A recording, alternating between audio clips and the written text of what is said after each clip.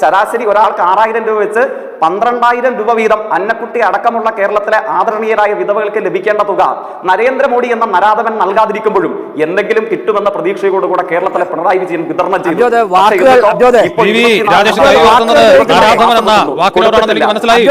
സമയം കിട്ടുമ്പോൾ മറുപടി പറഞ്ഞു. ഞാൻ ഇടയ്ക്ക്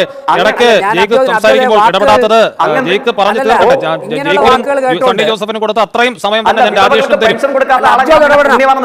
ഇങ്ങനെയുള്ള വാക്കുകളെ പ്രോത്സാഹിപ്പിക്കരുത്. അബ്ജോദ് ഇടപെടണം, അല്ലെന്നുണ്ടെങ്കിൽ എന്നെ ചർച്ച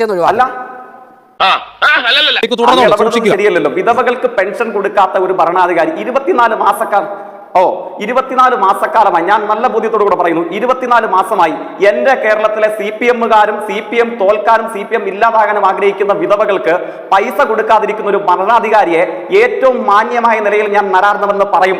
അത് കേരളത്തിൽ ഉച്ചക്കഞ്ഞിക്ക് വിഹിതം കൊടുക്കാത്ത, കേരളത്തിലെ വിധവകൾക്കാണെങ്കിൽ പൈസ കൊടുക്കില്ല എന്ന് പറയുക, കേരളത്തിലെ സ്കൂൾ കുട്ടികൾക്ക്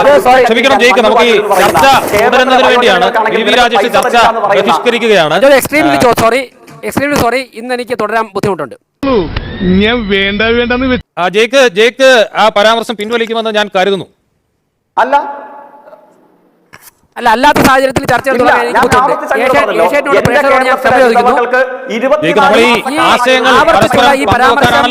ചർച്ചകൾ നടത്തുന്നത്. രാജേഷിന് പറയാനുള്ളതും നമുക്ക് കേൾക്കാം, ജയിക്കിന് പറയാനുള്ളതും കേൾക്കാം. ഇപ്പൊ നമ്മുടെ മുഖ്യമന്ത്രിയെ കുറിച്ച് അത്തരം ഒരു വാക്ക് ഉപയോഗിച്ചാൽ ജയിക്ക് ഏത് രാഷ്ട്രീയത്തിന്റെ പേരിലാണെങ്കിലും സഹിക്കുമെന്ന് തോന്നുന്നില്ല. ഞാൻ ഇടപെട്ട് പാടില്ല എന്നൊന്നുമല്ല പറഞ്ഞത്, അതിൽ ഒബ്ജക്ഷൻ ഉള്ള ആളുകളുണ്ട്. ഈ സാഹചര്യത്തിൽ അത് ഉപയോഗിക്കണമെന്ന് ജയിക്കിന് നിർബന്ധം ഉണ്ടാവില്ലെന്ന് തന്നെയാണ് ഞാൻ കരുതുന്നത്. ചർച്ച തുടരുന്നതിന് മുഖ്യമന്ത്രി വിമർശനത്തിന് അതീതനൊന്നും ഒരു മിനിറ്റ്,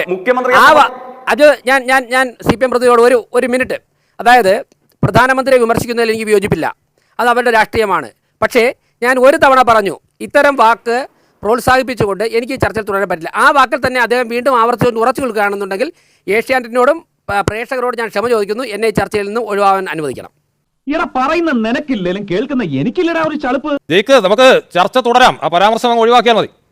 ഞാൻ പറഞ്ഞു, ഞാൻ ടങ് സ്ലിപ്പ് അല്ല, നാവുപിഴയല്ല. എന്റെ കേരളത്തിലെ വിധവകൾക്ക്